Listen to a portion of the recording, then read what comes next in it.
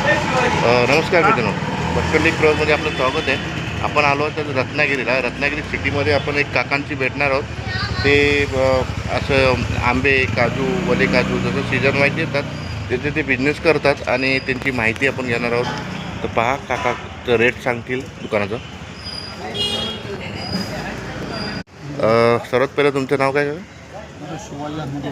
Okay, हे काका business करतात. हे पायरी आंबे आहेत आणि हे काका सीझन वाईज हे आंबे मार्केटमध्ये आले नाही आहेत, पण काका हे आंबे विकतात आहेत पायरीचे.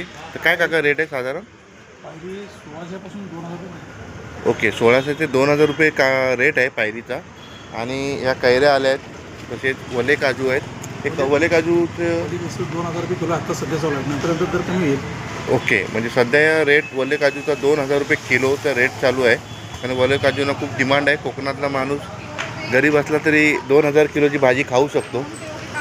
एक आहे, विचार करत नाही. हापूस पण असतं त्यावेळी. हे रामफळ आहे ना? ओके, हे कसं किलो आहे हे रामफळ? हां, किती? 200 रुपये किलो आहे. ओके, चला काका, वर्षभर करता तुम्ही? ओके ओके, जय महाराष्ट्र.